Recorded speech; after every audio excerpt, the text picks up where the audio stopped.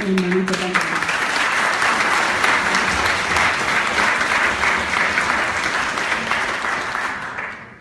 So the thing about Vikas, I'm sorry. Okay, thank you. One of the things that, I don't know how far this is true, but it is said about Vikas Swarkup that he was perhaps the only 7-year-old in the city of Allahabad, India, where he is born, who could spell habeas corpus by the time he was 7. And the reason is that he comes from a long line of lawyers. They're all lawyers in his family. And for reasons that are not immediately clear or known to me, his mother put her foot down and said, "You cannot be a lawyer." And so that was sort of the family profession that was just taken away from him, and he then became a diplomat. But I think lawyer, diplomat, doctor, engineer, or vagrant, the one thing that Vikas was probably destined to be, if you've read his books, is a writer. He describes himself as a full-time diplomat and a part-time writer, and I think that's extremely unfair to people who love books, to people who love to read. If you've ever read his books, they are gripping, they are fabulous, and they have this very sly, dry sense of humor, and they're marvelous. Because I was coming here, because I was moderating the session, I decided to reread, and I had not actually read your latest book, Accidental Apprentice, so I had the pleasure of reading that for the first time. And so I picked up my copy of Q&A, and it's actually not my copy at all. It's my daughter's copy, and it has an inscription. It says, "To Tista and Ananya, with warm regards," and then there's a squiggly signature, which I presume belongs to Mr. Swarkup. Yes? But I want you to know the date. It says Jaipur, 21st January 2009. And I'm telling you something about this date because on the 22nd of January 2009 at 5:08 a.m. Pacific Standard Time, Slumdog Millionaire receives 10 nominations for the 81st Academy Award.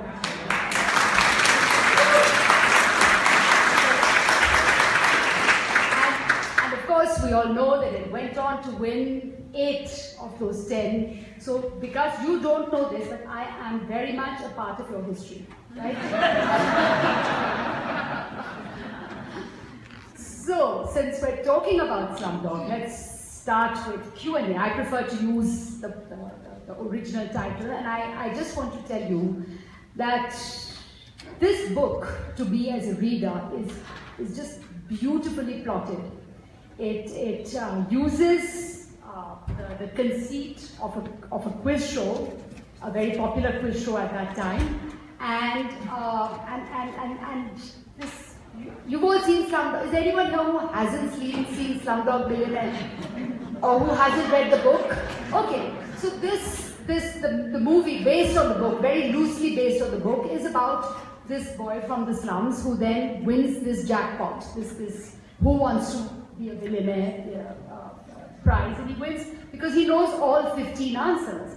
And here is a boy from the slums. He's never gone to school, and everybody's, so the quiz people are convinced that he's cheated. They said, "How could you have known the answer?" And it's just by some strange, quirky coincidence that the facts of his life actually gave him the answers to all the questions. And it's a beautiful structure. I mean, in terms of plotting, it's just sheer genius. So you have these flashbacks, and you have these. It's perfect. The movie doesn't quite stick to that plot. In a way, it does. I think the USP of the book, as you rightly pointed out, was the structure, the narrative structure. It was a new way of telling the story. Nobody had revealed the private life of their protagonist through the public spectacle of a quiz show before that. So that was, I think, the USP of the book, and that is the USP of the film as well. What they changed was, they took the entire narrative structure, but they changed some of the individual stories, which were part of the original structure. So I would say it's a very recognizable product. In fact, the most interesting experience I had was, the movie had just been released in the United States, and I got a call at 2 a.m., believe it or not, from San Francisco, childhood friend of mine. We studied together in Allahabad, and he was now an eye surgeon in San Francisco. And he called me, maybe he didn't realize the time difference with India. And he says, Vikas, you have to take some action. What? I said, what happened? What's wrong? He said, I just want to see a movie, and boy, they have lifted your entire plot.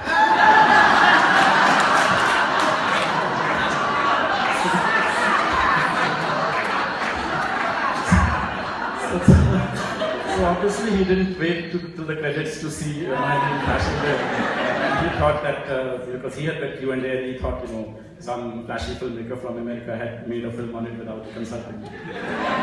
Of course, the movie did get its fair share of controversy in India. At least I'm not aware of whether there was any, including the title.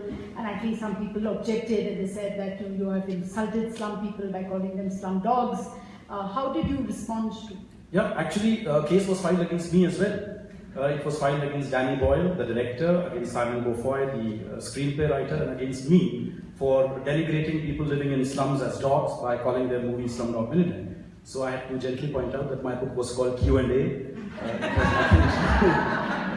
It does not talk about the word slumdog at all. So then, of course, they withdrew that. And this case actually came up before the Chennai High Court.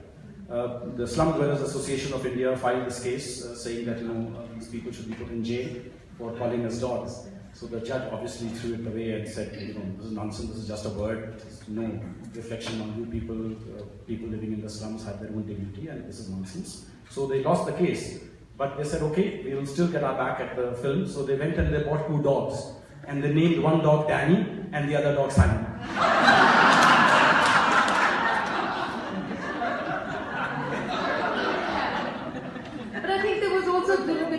With underdog, the whole I asked Simon Beaufoy when all this controversy began. You see, before the controversy began, they did not have much to do with the writer. But the moment the controversy began, they said, no, please, this is a book based on an Indian writer. This is a film based on an Indian writer's book. And so I asked Simon, I said, how come you came up with this term called Slumdog? So he said, I was in Dharavi and I was researching the movie and I saw a dog. And the word that came into my head was underdog. And from there I coined Slumdog. So that's the history for those of you who are interested in that. Okay. And you yourself never went to Dharavi?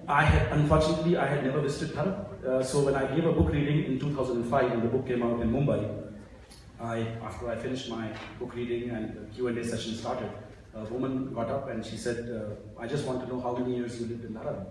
I said, why do you ask that? She says, because I live in Dharavi and reading your book, I could smell Dharavi.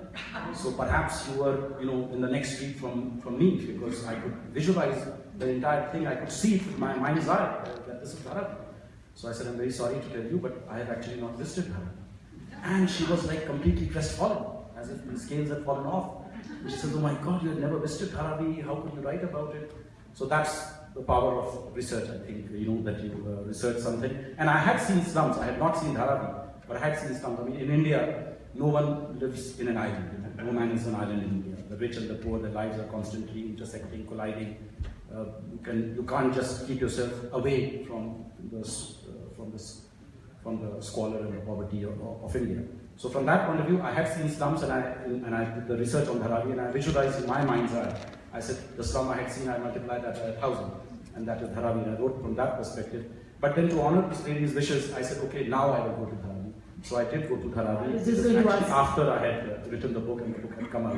And I realized that it was not actually as if, very different from the way I had imagined it to be. I had imagined it. And you did review Catherine Boo's Behind the Beautiful Forever, which is not set in Dharavi, by the way. It is set in another slum, but a heartbreaking book, which really talks about the reality of poverty. Mm-hmm. What is it about the underdog? Because if you look at 6 Suspects also, I mean, there's not, you can hardly call Ruby Gill an underdog, but, or you look at Sapna Sinha in your latest book, there is something, that draws you, to this person who doesn't have a chance in hell. Yeah, actually, if you look at me as well, I myself consider myself an underdog. I mean, I went to the Oscars and there's this picture on my phone, which I don't think others here will be able to look at it.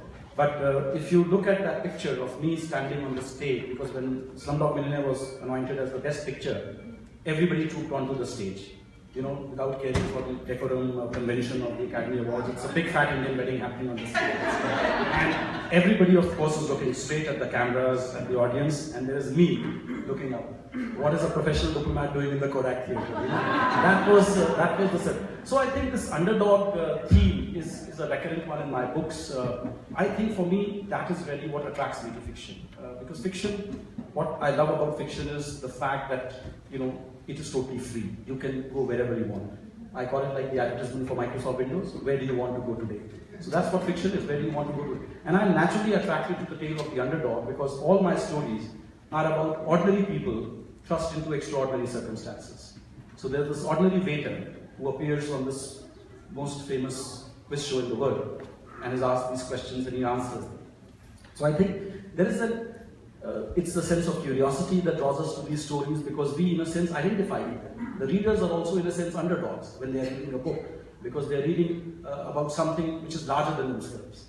So they are also dwarfed by the setting of the book, in a sense. So the reader is also, in a sense, an underdog trying to explore this big world which is contained in the pages of that book. So I think I'm intuitively drawn to the story of the underdog. And I think they contain a lot of richness, a lot of depth. Plus, the story of the underdog is the most powerful story in the world. Whether it's a sports arena, we are always rooting for the team which is the weaker one and hoping that they'll beat the odds and they'll emerge as the winner. Absolutely, absolutely. Coming to Six Suspects, this was very obviously, you didn't have to be a genius to know what it's based on. For those who don't know, there was a murder of a young woman in a bar. She was working in a bar, she was a model and part-time working in this bar, and she was shot by this good-for-nothing person who was the son of a politician. He was just a brat. Simply because she refused to serve him a drink. She refused to serve him a drink. It was after hours. He just took out a gun and he shot her. And then, of course, there was an acquittal. So it went on to court and there was an acquittal. And eventually, because it just incensed Indians so much, there were candlelight processions and there was just like a mass outpouring, and the case had to be retried, and he's now in jail. So what was it about the Jessica Lal story? I think you yourself captured it when you said that it was a defining moment for the Indian middle class. That they sense that you cannot have justice for the rich in a different category than justice for the poor. And I think that catalyzed this entire social movement, in a sense, I would call it, for judicial norms to be changed and for the rich to also face penalties for their crimes. So that was for me the takeoff point. But for me, the murder was just a peg on which to hang this very rich tale. Many people think that this is a tale based on Jessica Lal. The Jessica Lal murder case happens in the first 10 pages of this 500-page novel. The rest of the novel is really exploring the backstories of these 6 suspects.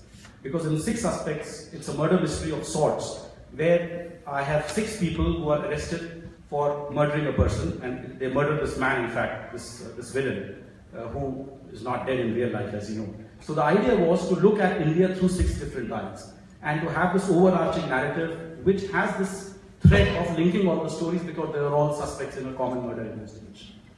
In many ways, I actually found it structurally more complex, richer than even Q&A, because you're looking at 6 disparate lives. So you have the politician, you have the actress, you have the tribal. Yeah. Yes, I love You have the American from Waco, Texas. Yes. Yeah, a not very bright fellow who's come to India. He's actually come to India because he's been corresponding with this woman who tells him to send him the photographs. She's a very beautiful woman, and then she says, please send me 5,000 rupees, and I need to prepare for our wedding. And so he sends her 5,000 rupees, and when he lands and he shows this photograph to someone, he says, oh, but this is our most famous film actress. And he's quite sweet because he cannot believe that he's been conned. He's convinced that this actress actually loves him and she's really in difficulty and he's writing. So you have these 6 different stories coming together because they're all going to meet at this party, which Vicky Rai, this good-for-nothing son of a very powerful politician in Uttar Pradesh, is throwing to celebrate his acquittal. And they're all going to be there, and Vicky Rai is going to get shot in this party. And obviously one of the 6 has shot him, or maybe it's One is, no spoilers, read the book. Yeah, so it was a much more challenging book than Q&A. I mean, Q&A was in many senses a safe book. It's a single person narrative, it's a lovable character, you fall in love with that character and you follow his journey till the end of the book. Six Suspects is a completely different book, there is no center of gravity. I'm really looking at India through 6 different eyes, and all 6 stories are told in their own voices. The film actress is revealing her life through the medium of a diary entry. The politician is only speaking through telephone calls. It's just a transcript of telephone conversations. Munna Mobile is a mobile phone thief, is speaking in the first person. Larry Page is also, a first-person narrative. So it was a very difficult book to conceptualize and to execute. And living with 6 characters in your head can be very taxing. It was. Because I've written the book exactly like you would read it. So every 30 pages I would change perspective. I'm writing in the voice of a female actress, and then I'm writing in the voice of a mobile phone thief, and then I'm writing in the voice of this young tribal boy from the Andaman Islands who still shoots with bows and arrows. I mean, I try to imagine what would he sense when he comes to India and he sees a train. These people have never seen a train in their lives. Never left his island. He's never left his island. So it was, from that point of view, it was a very difficult book, but it was very fulfilling also, because I wanted to test my boundaries as a writer. After Q&A became this huge success, my publishers kept dropping these hints. Let's write a sequel. Let's call it another Q&A. And we can have the same characters. In the Q&A, you got him till 18, now we can do 18 to 25. And I said, I don't want to become a Spider-Man franchisee. A good choice, I would say. Though I did notice that your characters do pop up, because Ram Mohammed Thomas... There is, because I still keep getting letters from readers asking that we are still so fascinated by Ram Mohammed Thomas and by Salim and what happened to them. So if we can have little tidbits about their continuing life, so I managed to put a little bit... it's actually something that's wonderful for your readers to just see, oh, 3 years, okay. And maybe preparing the ground when I have no more ideas left, I'll go back to Q&A.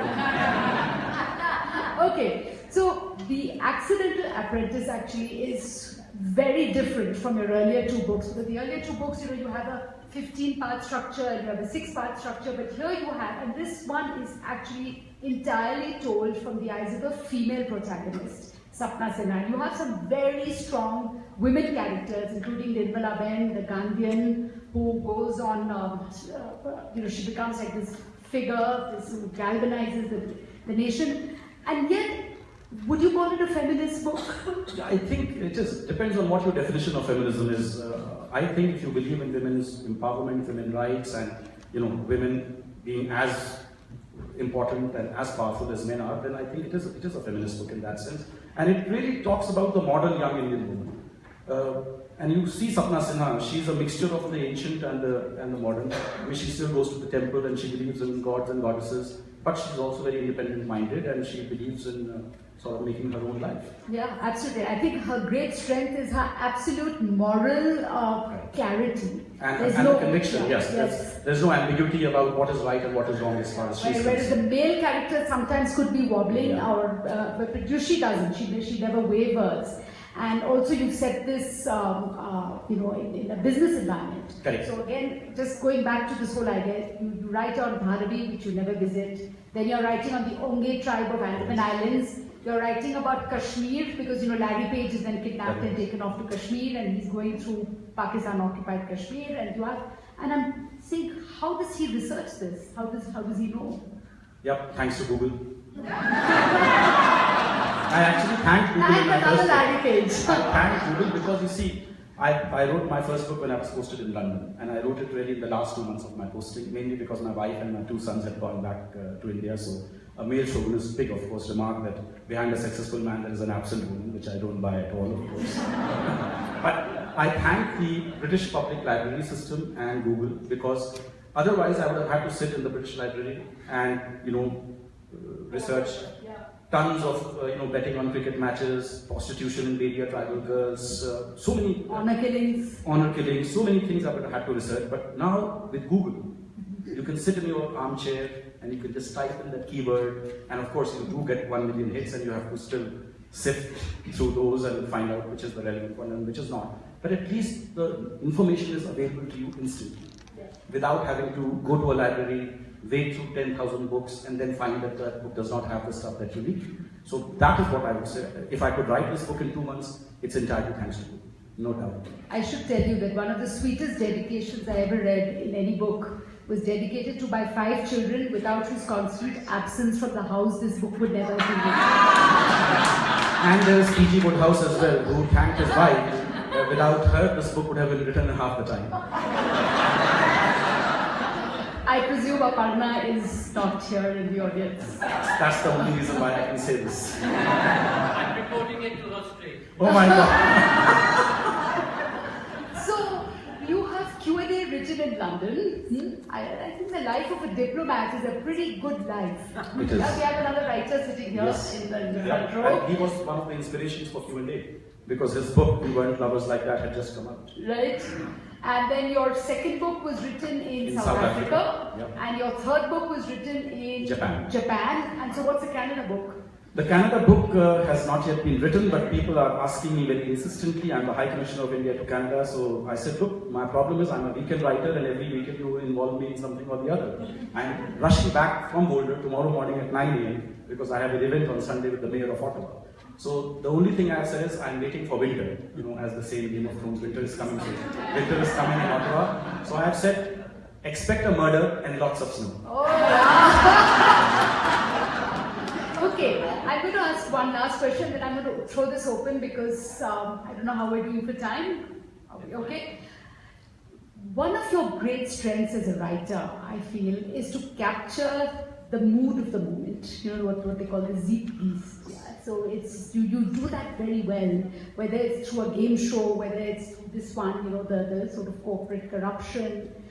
How would you, I don't mean to put you in an awkward position because I think that's a very good point you make. How do you look at India? The best compliment I have received is somebody saying that you read 6 Suspects and you know India of 2009. Yes. That gives you. And for me, you see, India is the most complex country on the planet.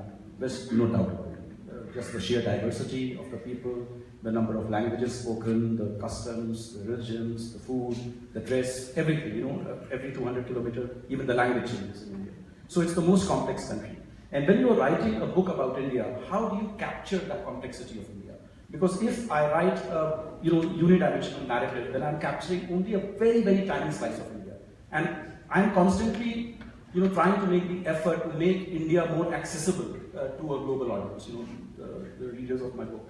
So I use these various methodologies. In the first book, Q&A, there are these 13 questions. So every question allows me to explore a different facet of India. When he's talking about betting on cricket matches, that tells you one aspect of India.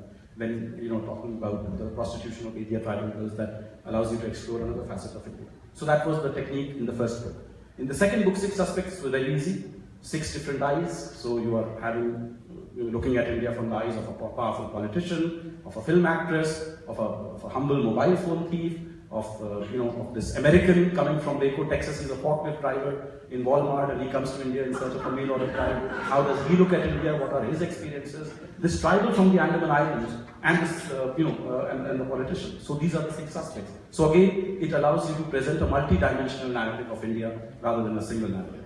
And in The Accidental Apprentice, it's the story of this 23-year-old girl who's working in an electronics boutique in Connaught Place in the heart of Delhi. And one day, the CEO of India's second largest company comes and makes her an offer. I want to make you the CEO of my $10 billion company, provided you pass 7 tests from the textbook of life. So 7 is strategic. You see, you have to understand that. 13 questions, 6 suspects, 13 minus 6 is 7. And again, through the medium of those 7 tests, in one she goes to a cup panchayat in Haryana, in one she goes to a reality contest, a TV reality show in Mumbai, in one she gets involved in a kidney transplant racket. So again, the idea is that through these multiple strands, you are able to make a much better sense of India than you would through the traditional novel which just follows one character from A to B to C to Z. I think, but it is fair to say that the India of 6 Suspects is, we hope, long over. Where there was this kind of blatant use of power, blatant use of money and muscle. So my question actually was, how do you see India now? Look, all my books, I'm not defensive. Many people say, as a diplomat, how can you write a book like Q&A? I said, look, why are you focusing only on Slumdog? Look at the Millionaire. The ending of the book is that the Slumdog, who's given no chance in life, can emerge as the winner. Similarly, in 6 aspects, the point is it's democracy in action. That just because you are a democracy does not make you a perfect society. What is the essence of a democracy? If you are caught in corruption, you will pay the penalty. So that's exactly what happens in 6 aspects. And in the accidental apprentice again. So the idea is, I think India, what's and all, is the world's largest democracy. There is no doubt about it. We are, of course, a much younger democracy compared to America, compared to Canada. Here we have a history of more than 200 years. We have just completed 70 years of our existence. So we are still, as I said, growing up as a democracy. It's nobody's claim that we are the perfect democracy, but it is the largest experiment in the history of the world in democracy, diversity, and development. There's no doubt about it. And I think the choices that India is going to make are the choices that are going to impact the world. For instance, we have just decided that by 2030, all cars manufactured in India will only be electric cars. Or that all bulbs sold in India by 2019, 2 years from now, will only be LED bulbs. And we are selling 600,000 LED bulbs per day. So, these are the kinds of things that make you hopeful about the direction in which we are going, that how we are becoming a modern nation. Just 2 days ago, the Prime Minister of India laid the foundation stone for the first bullet train project in India. So, I'm not saying that it's bullet trains that is going to define India. Eventually, India will be defined by how we treat Indians, whether every Indian is healthy, well-fed, and secure. But we are on the right track, and the speed is increasing every year. So, I'm the most optimistic person who will ever get on India. So, how do you see the development of your favorite character, the underdog? Look, India is about the underdog. I think, look at the number of people that I have met, and I'm now High Commissioner to Canada. And Canada itself is full of these underdog tales. You heard this guy, he came from India and he worked in a coal mine. Then he became a plumber. Then he became an electrician fitter. Today, he's the Member of Parliament from Calgary. So that's what, that's what India is. So you see that same aspiration? I see. Actually, India is an aspirational country. People are constantly working. That's why I say, even in Slumdog Millionaire, for instance, I mean, the reality of slums is there. But people in the slums are not moaning and groaning and saying, oh my God, we're heavy handed. They are working every day to get out of the slums to make a better life for themselves. That is really what is powering India. This aspirational India, people wanting to make a better life for themselves. Absolutely. I couldn't agree more. I'm So going to that open note, this. we can open it up. Yeah. Could you tell us your name? So just Melissa Penn. Use the mic, please. I can project, I sing opera. What you just said is very much like the beginning of our country. And in about 150 years, we lost that vision and it started to decay to where we have a psychopath in the White House. What would you say to your citizens and to us to get back on track or to avoid it altogether? Look, a good diplomat is one who thinks 3 times before saying nothing on such issues.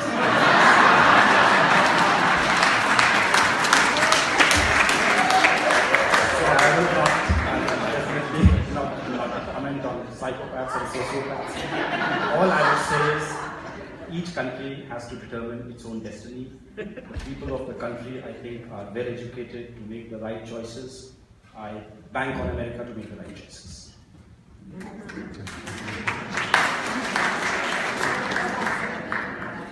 Any more questions? Yeah. At the back. Yeah, here. Sorry, I can't see. Mr. Swarup, you speak very well. I really enjoyed you speaking about your books. But your real passion seems to come out when you speak about development in India. So how about a book on Indian politics? I mean, real book on politics. The only problem is that will sell 2.5 copies. No, I don't think so. How about a book on demonetization, for example? Many people ask me that why don't you do a non-fiction book, and I'm not attracted to that at all. For me, the great thing, as I said about fiction, is this ability to go wherever I want to go. And in fiction, I create the rules. Even the laws of physics don't apply. I decide magical realism. But that sounds like Indian politics. Cats can fall from the sky. But unless of course I'm writing a post-truth book or Facts don't matter. That's a different kind of a book. There, I think you have to engage with facts, and the problem with facts is they mutate so fast. By the time you finish your book, some of those facts may have changed.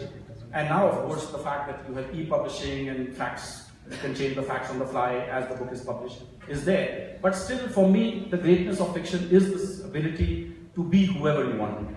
Sitting here in Boulder, I can write about Ecuador if I do my research properly.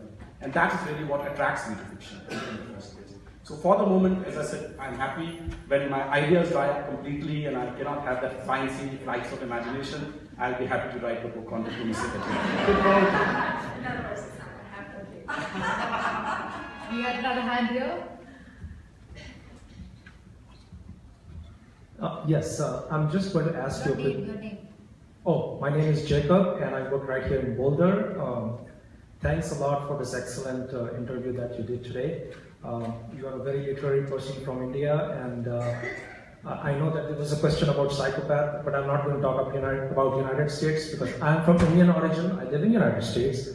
I'm sure you follow what happens in India. You have said excellent things about the progress of India and stuff, but I would like to ask you, there are still things, specifically I would say, the Rohingya minority crisis that is happening in Burma. Aung San Suu Kyi, she had received a Nobel Peace Prize and she is unable to do anything. And the Indian Prime Minister, Narendra Modi, if you see, he has completely sided with her and he was silent. So literally people like you should have a voice so that it becomes a moment and people should get justice in this world. Well, don't forget, I am a diplomat who writes, not a writer masquerading as a diplomat. So I'm primarily a civil servant. I'm bound by the same code that our ambassador to the United States is bound by, and it's not right for me to comment on government policies or programs. As I said, I am thankful that my government allows me the liberty to express myself freely in my literary works, and that's why fiction is so powerful. 1984. You can say whatever you want to, as long as you dress it up parallel or fiction or satire. So that's the greatness of fiction. I'm sure there will be some very good books coming out on the Rohingya crisis as well. I appreciate your answer. Thanks. Please go ahead. My name is Jyotsna, and what is it about the Indian diplomatic service that makes so many of you to write books?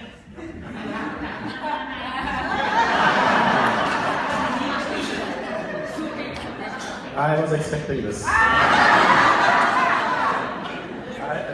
Tej and I know a very good mutual friend,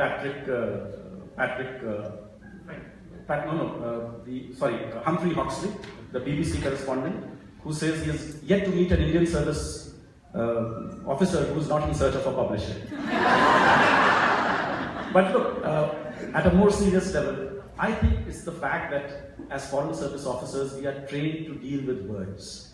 That's our primary calling.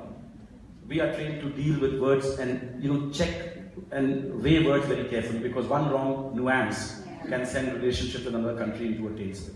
Unlike the police service or the Indian administrative service, which is much more legwork, ours is really a much more cerebral service. You are constantly reading and analyzing and understanding and trying to interpret your country for a foreign audience. That's the primary job of an ambassador, to interpret India wherever I am posted. And that's why you have to know India very well. Because a diplomat is not someone who knows the country where he's posted very well. He has to first and foremost know his own country very well. Because how can he be a good diplomat if he does not know his own country?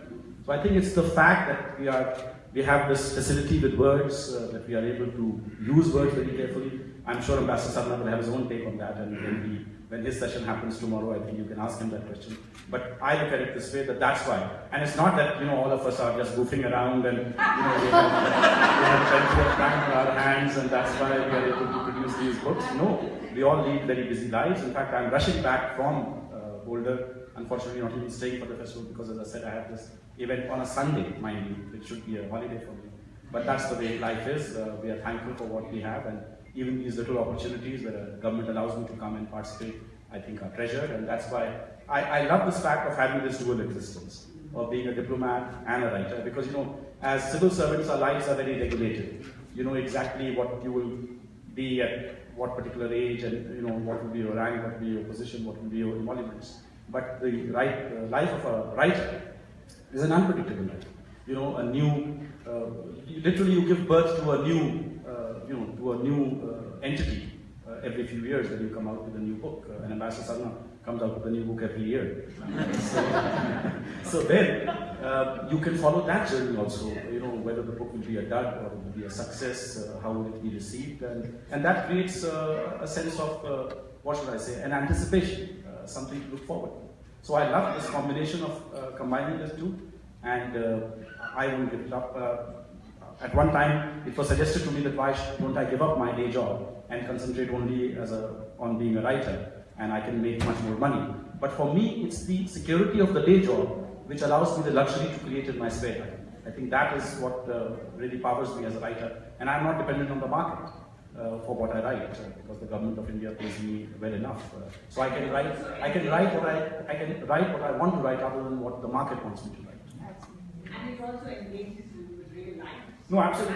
That's what as Namita said, all three of my books have been inspired by real life incidents. For me, it's the day job in which I meet real people, have real conversations, and that sparks off the imagination. If I was just a full-time writer, I think writing is very isolated. You lock yourself in a room and you invent a world in your head and you write from that perspective.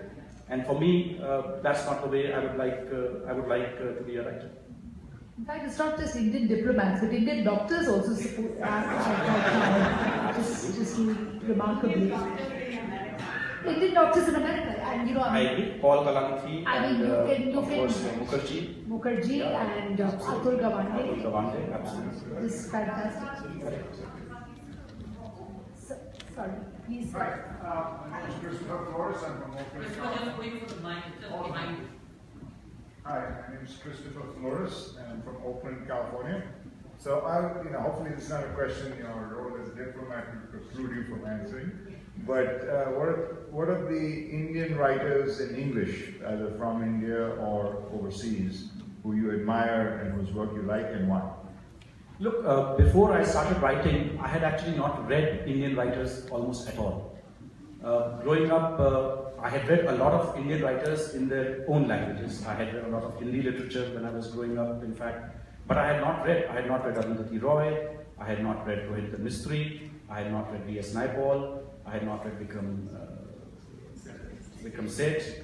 None of these writers I had read. So when I started writing, when I decided that I'm going to write a book, I said, what kind of a book will I write? And I wanted to write a mystery, a thriller. That was the kind of reading I used to do when I was growing up. So I said, let me write a thriller. But then I also realized that no Indian writer has written a thriller which has done well. So I said, okay, in that case, let me first understand what are the books which have done well. What is the kind of writing that Indian writers have done? So that's when that's how I thanked the British Public Library system, because I went to the library and got 15 and 20 books every 2 weeks, and I read all of them. I read Arundhati Roy, and I read Pankaj Mishra, and I read Manil Suri, and I read all of them. And I realized that all of them write about society. That's what they have written. But I could not give up that obsession of writing a thriller. So I decided, but then it won't be a success. So I said, let me marry the two, and I call my genre social thrillers. So I write about society, but in a thrilling kind of a way. What about the non-fiction that you read? Did you read Maximum City? Was it before? Yes, Maximum City I did read, and Suketu Mehta's, I think it was, because in a way it reads like fiction. He's going and meeting prostitutes, and he's meeting transgender people, and he's meeting politicians, and it's all about sex, drugs, crime, whatever all makes Bombay. So that's why I think that book did so well, because it almost reads like a thriller. Yeah, absolutely. At the back. Good evening to you, sir. I'll take it. A wonderful talk this evening. I'm looking for a partner who can write a book for me. I would recommend Ambassador Salma, right here. Be closer to you geographically. You have written Slumdog Millionaire.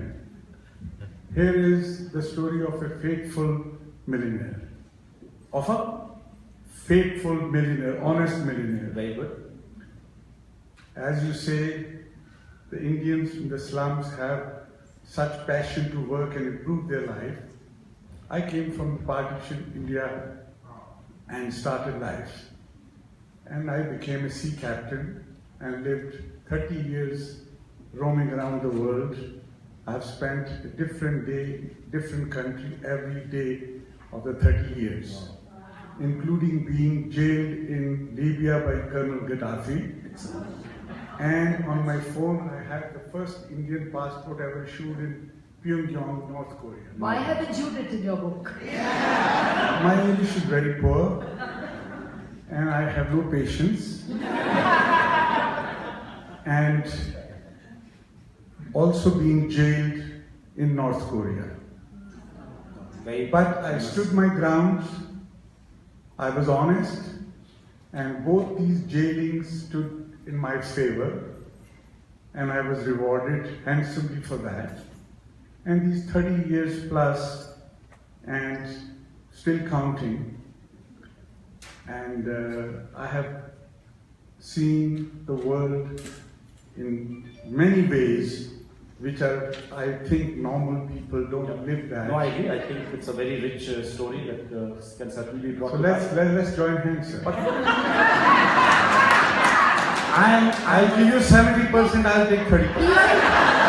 He's a writer in constant search of inspiration. I'm a fictionist, you see, and what you are telling me can be a very good memoir. And, you know, and in America, it's the memoirs which are selling #1.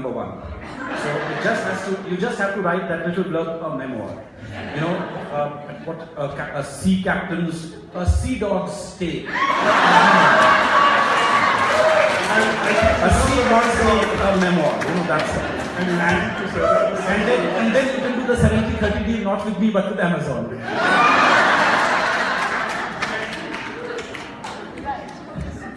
Hi Vikas, my name is Rakesh. So, coming off the question about being both a diplomat and a writer, do you have any anecdotes of where your being a diplomat first has changed the path of your writing? Any places where you've changed the storyline because it might lead to, you know, something uncomfortable or undesirable in your day job? Yeah, that's an interesting question. Many people ask me that, you know, as a diplomat, I've been posted in so many continents and I engage with so many countries. But all 3 of my novels have been about India. So I write about India as an insider, even though I have been living outside India for many years because of my day job. And for me, it's the writing about India. I mean, as they say, you write best about what you know best. And I know India best. So the fact that I'm writing about India, but living at a distance from India, you know, the first book was written in UK, the second in South Africa, the third in Japan. In a way, it gives me an advantage because I'm not caught up in the passion of the moment. I can analyze things slightly more dispassionately. As I told you, the trigger for most of my novels are real life events happening in India. So even this Nirmala Bain that you talk about in The Accidental Apprentice was inspired by Anna Hazare and the entire anti-corruption movement. So I think there is a hunger for news and information about India, and I try to meet that, meet that requirement in my novels. Certainly, a cross-cultural novel set in various settings could appeal to me at a future date. And the larger point that you were asking is that, do I write with a hesitant pen? I think that is the point that you were asking, as a diplomat. But certainly, you have to be mindful of politics. There is no doubt about that. And I think that's why none of my novels have been overtly political novels in that sense. After all, I have a certain liberty from the government. I should not convert it into a license. That is also there. But hopefully, once I'm retired, I'll have no fetters and I can write. How old were you when you wrote your first book? I was in my 40s actually. That was the first book I wrote. I was a diplomat for 15 years already by then, and never thought of writing. Before London, my posting was Addis Ababa, Ethiopia. And considering I wrote Q&A in 2 months, I could have written 20 novels out of Addis Ababa. Because not a single delegation came from India during my 3 years. I was left entirely to myself. Cell phones had barely been invented at that time, so it was not even buzzing. What led to this somewhat British bloom? Yeah, it was, I think, 2 or 3 factors. One, the fact of living in London. Such a hub for the world of English language publishing. Every week you would hear of a new writer being born, of a new book being launched. Then the inspiration for my colleagues in the Foreign Service. One of them is sitting right here in front of me. I said, I didn't know that these people were writers, and now they are writing. So can I also write? Do I have a book inside me? So it's really started as a challenge to myself. Even my wife did not know that I was writing a novel. And only when I finished it, then only she realized that I had written something. So it started really, I wrote 4.5 chapters and I said I'll test it out with 10 agents, and if anybody picks me up, fine. Otherwise, I would not be having this conversation with you today.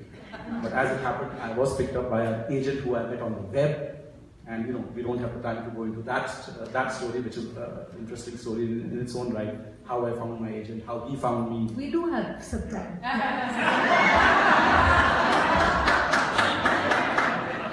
So I sent this out to 10 agents, and I didn't hear back from them. So I wrote this, the first 4.5 chapters I wrote in 1 month, and I sent it out to 10 agents. And I didn't know what an agent looks like, who they are. I just read Arundhati Roy's agent is so-and-so because there's thank yous in their listing.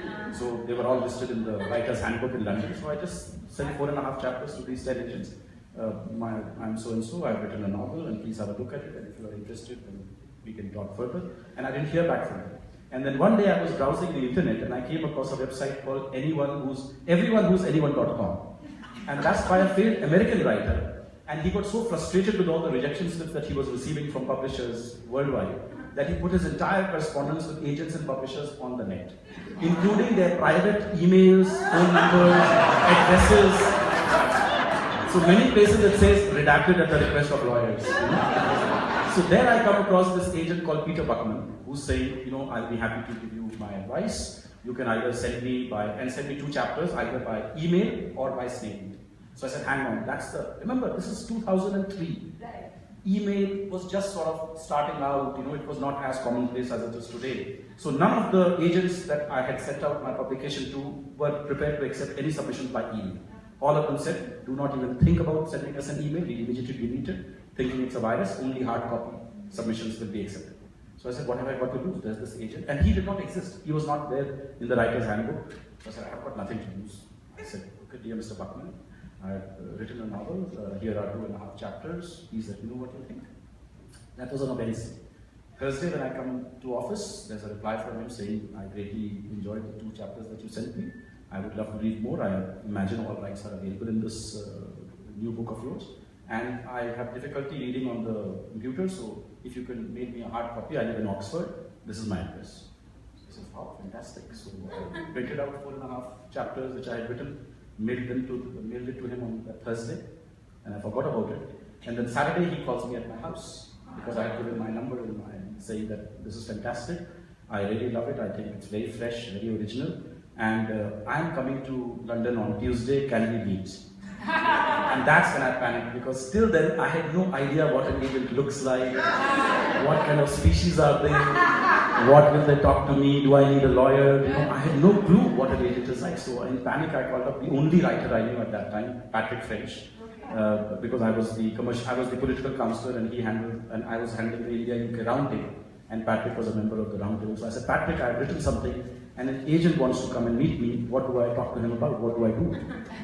So he said, oh, I didn't know you were writing something, but anyway, it's good that an agent is interested in you. So he said, golden words of advice. If he asks you for money, don't sign. Because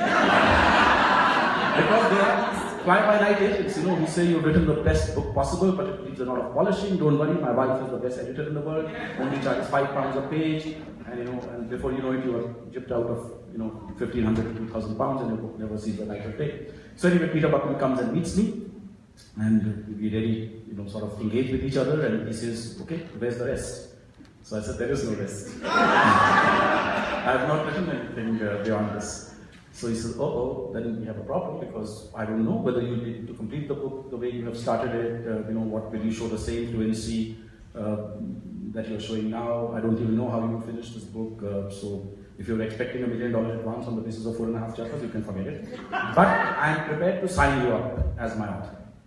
So I said, wow, what agent is it? But then so no wife charging. No, but this guy did not exist on the. So I said, as diplomats, we are told to trust but verify. So I said, if you don't mind telling me, can you tell me who are some of your other authors? Oh, you're checking me out. So I said, no, don't take it amiss, but it would be good for me just to know which is your agency is called the Ampersand Agency, but I don't know anything about this agency. He says, have you heard of a man called Ian Fleming? I said, you mean James Bond? He says, yes. For your kind information, we represent James Bond. Okay. Have you heard of Eric Ambler? I said, yeah, I've read all of them, Clear Light of Day and all these other novels. Yes, we represent Eric Ambler. Have you heard of Georgette Hare? I said, The Regency Romance? Said, yes, same, we represent Georgette Hare. Say no more, where do I sign? I signed and, he, when the book is finally published, he sends me the check and it says, client number 1.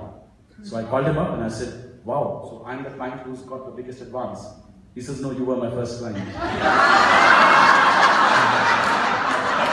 So basically, his agency was called the Ampersand Agency. Ampersand is the & sign. And he was in partnership with a man called Peter Jansen Smith. And Ian Fleming and Eric Ambler and Georgette Hare were all clients of Peter Jansen Smith. And Peter Buckman was himself a publisher who had just quit publishing and was getting into agenting, and I happened to be his first client. And is he still your agent? He's still my agent. Great. Great.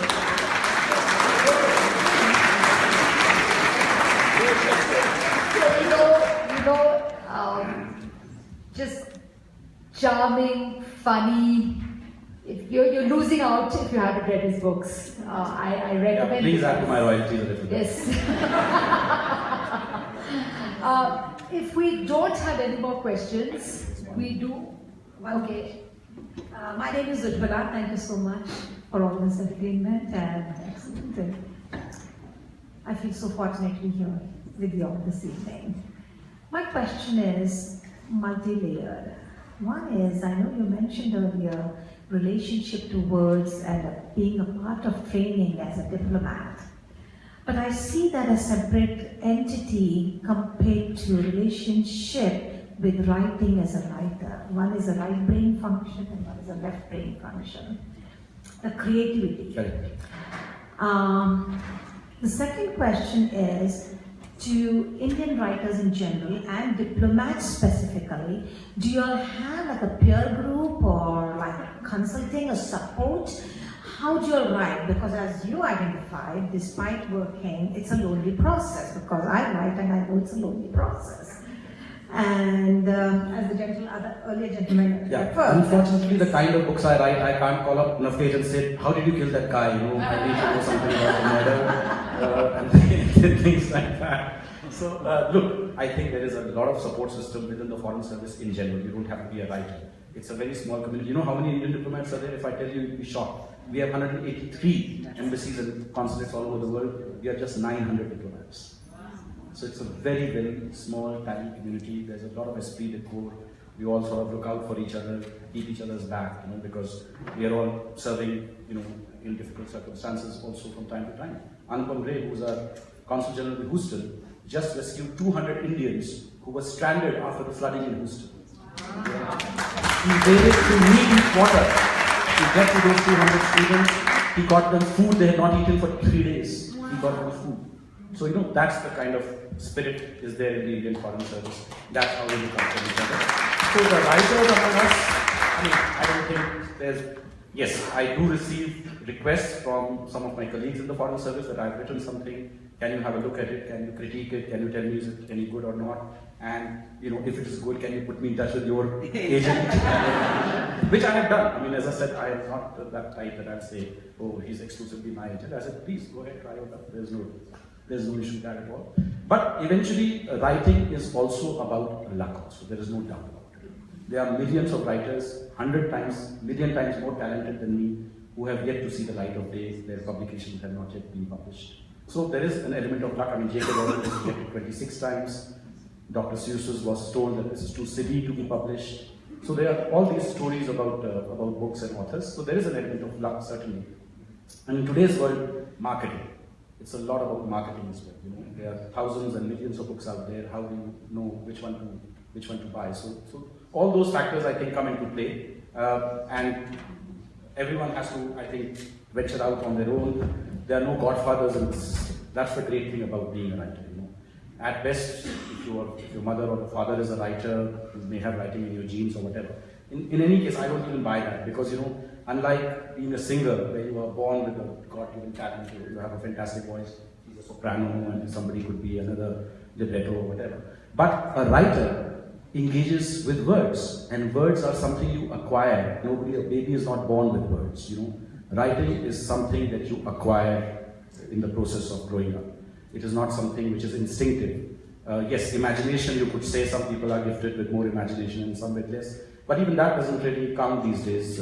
I think, we have heard of stories where people have invented their own memoirs also, so you don't need imagination, you just need marketing genius reasons to sell anything. This left brain, right brain thing that you spoke about, I talk about this often in my interactions with schools and universities, and I really debunk that thing.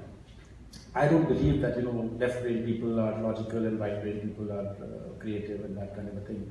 I think creativity rests in all of us in some degree or the other.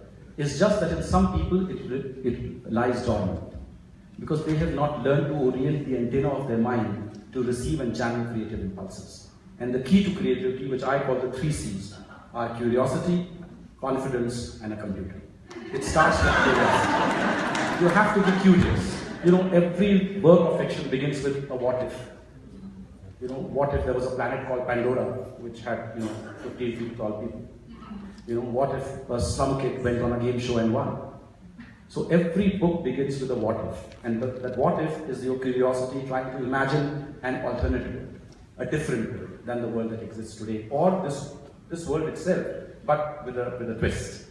So the curiosity is very important. Confidence is equally important because writing is about taking risks. If you believe your grandmother's story is very relevant to people outside your immediate family, you have to take the risk and find out. A culture of risk aversion is not good for creativity. And finally, the computer for the research. So that's what I call my success formula, the 3 C's, curiosity, confidence, and a computer. You are a great believer in your books, at least in the learning laboratory called life, right? That was the whole subtext behind Slumdog Millionaire was that the best teacher in the world is life itself. And those who graduate from the school of hard knocks know that every moment in life is meaningful and precious. Nothing is ever lost. Wow. Yes. Do you ever hire editors prior to submitting to agents? Because that's a very in thing in America. I'm from Pennsylvania, by the way. No, as I said, all 3 of my books have been published by reputable publishers, so once they acquire them, they do the editing. I won't have to do any editing. But over the course of, my writer's life is since 2003, that's when I wrote Slumdog Millionaire. So in the last 13, 14 years, I've also, learned a few tricks of the trade, what is good editing, less is more. That is the most important thing. Yeah. So I consciously also, when I'm writing, try to see what is superfluous and what is not. See, the best thing about the only thing that a writer must know is what Ernest Hemingway called the bullshit detector. That you must know what you have written, is it good or not. So for me, the trick is to read what I have written after a gap, when I don't have the immediate memory of having written. And then I can read it as a reader, not as the writer. Because a writer will always think, it's the best thing in the world, why would he write it if it was bad? So only as a reader, and then sometimes you think it's garbage, and then you throw it away. Who was the first person? Who's the first person who reads your books? Well, generally my wife, if I can persuade her to read my books. Yeah, because she's very demanding also. She'll say, no, this character does not do it for me. I cannot read beyond page 63. Sorry.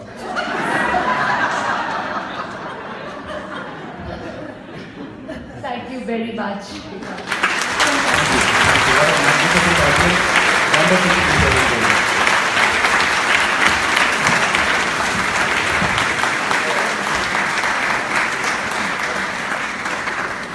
Thanks to our speakers, and a reminder that Vikas will be out here on the book signing table in just a few minutes.